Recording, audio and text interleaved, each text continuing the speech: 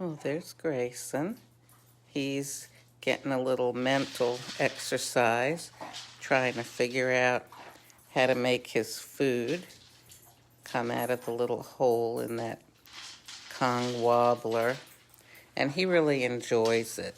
Do you enjoy that, Gray? Oh, yes, I know you do. So, today's one of those days where I am really needing that cup of coffee. I don't know, just had crazy dreams last night.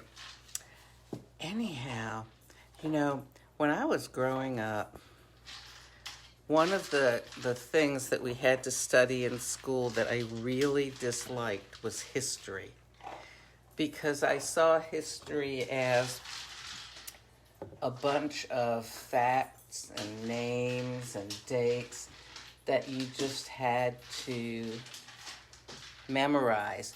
And my point of view was, the later in history that you were born, the more you had to remember, so it might have been better to have born earlier when there was less to have to memorize. Well, back in those days, let's see here. I think I'm going to make, what should I have? I hate to use up my wonderful Cafe de Cuba, but it's really strong. I really like it. I think that's what I'm going to make this morning. Oh, good morning, Charlotte. So, let me get that brewing here.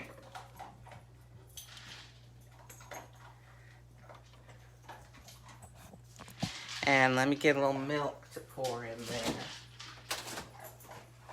So, because of history being handled as a bunch of facts and figures and names and places and dates that you were expected to just memorize, I like thinking about things, so I did not find history interesting or stimulating at all. Interestingly, though, as an adult, as a much older adult, I found that there's a lot more to history than what I realized when I was a child. Actually, I got interested in audiobooks, and I figured, how could somebody make an audiobook about certain things in history? I started listening and I realized, oh my goodness, history is people. Actually, now that I remember, fuzzy morning memory here, it kind of happened earlier than that. I first became aware of it when I was homeschooling one of my kids, and we were using a method related to the Charlotte Mason method. And one of the things that's based on is, you don't study subjects. You study things like, for instance, we were studying the 18th century. So we studied an artist, a writer, and I can't remember how it all works. It was early in the morning, I had a little headache, and that was a long time ago. That was like, I don't know, over 25 years ago. But anyway, I became aware that people's lives in time is really what history was about. And, if you follow it all, history books and, the great courses and all that, you'll see that these days history is being taught not just as this happened at this time and that happened at that time, not just events that happened to countries and, kind of prominent people or famous people, but it's being taught from the point of view of the people. the people who lived then? What was going on in their lives? How did that create history? How did events that happened, on a larger scale filter down to affect their individual lives? Hey, Sandy, good morning. So, anyhow, long story short, by the way, I'm going to put in some chocolate coconut macaron, Jordan skinny syrup, because I want this coffee to have a really good punch to it with the strong Cafe de Cuba flavor. And also, I think that it's a kind of flavor that tastes good with chocolate, and it's a very chocolatey syrup. Okay.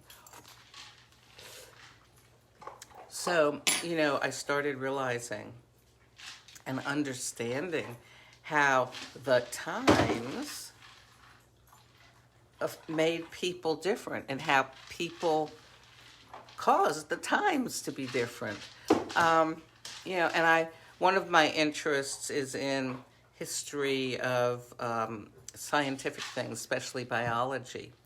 And, it's not just how I was taught in school at this date, so-and-so discovered this fact, It's everything surrounding that. What was going on at the time? What was it that inspired this person to even be interested in the thing that they, ultimately discovered? What were their ups and downs? How did it almost not get discovered? Why did it take so long to be put into practice? How did it affect people's lives? What was the need in people's lives before this thing was discovered? And then what need did it fill in their lives after it was discovered? Anyhow, so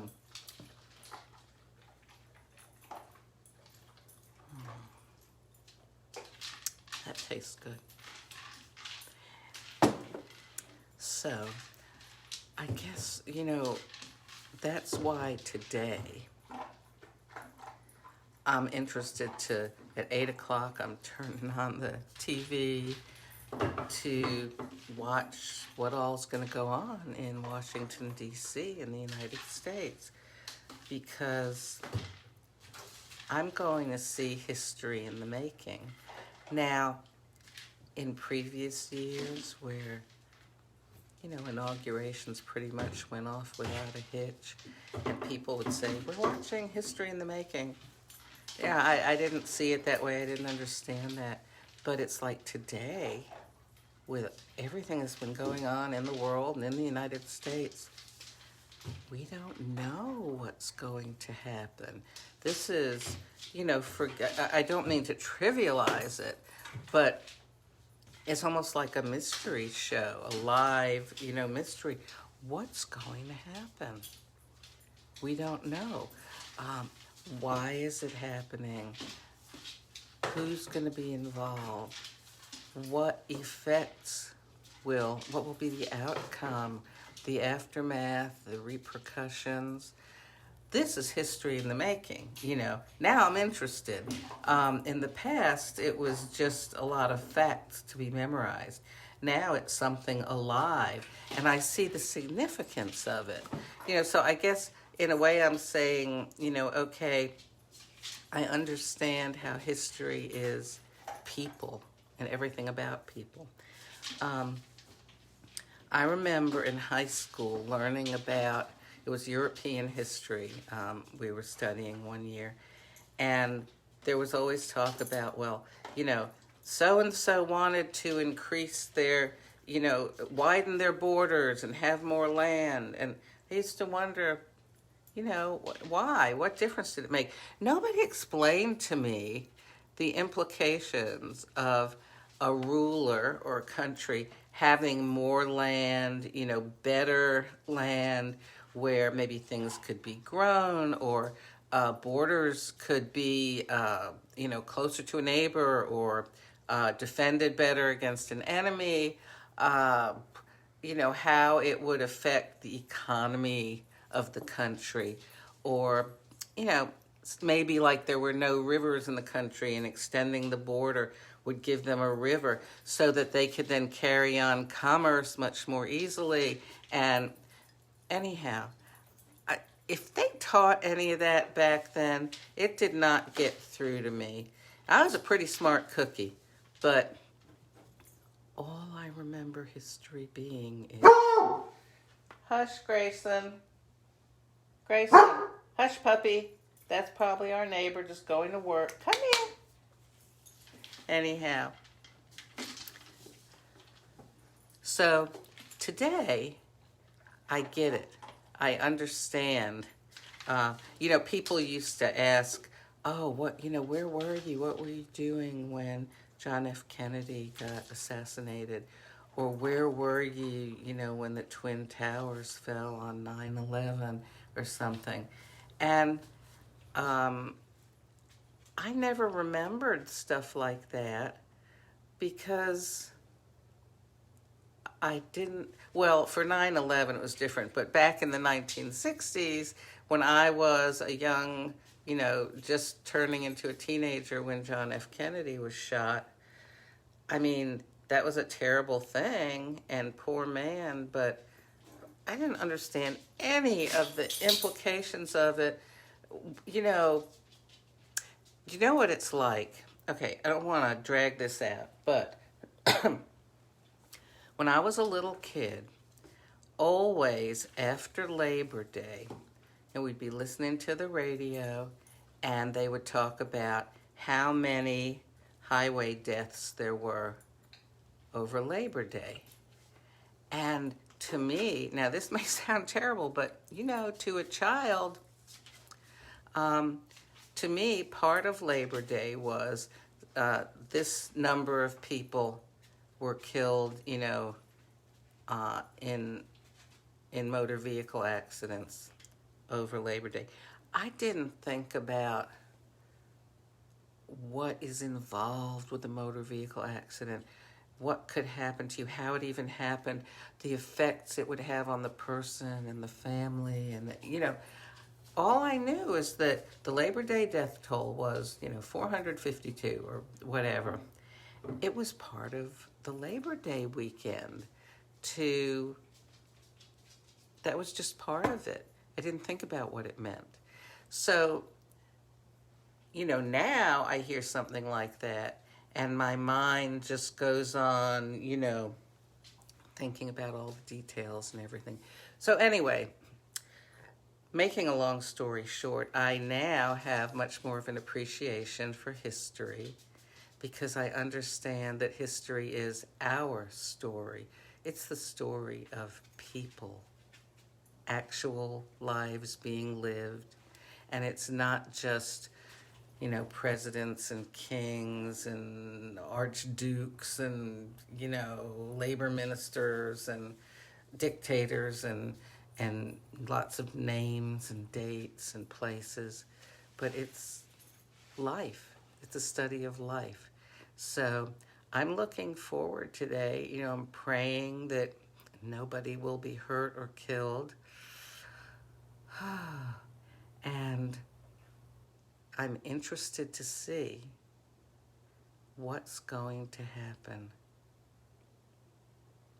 Good morning, Laura. Oh, we're just talking about history here and how, in fact, important history is, because history is our story, and not just the people that I'll see on the TV or I'll read about, in an internet article later, but you and I.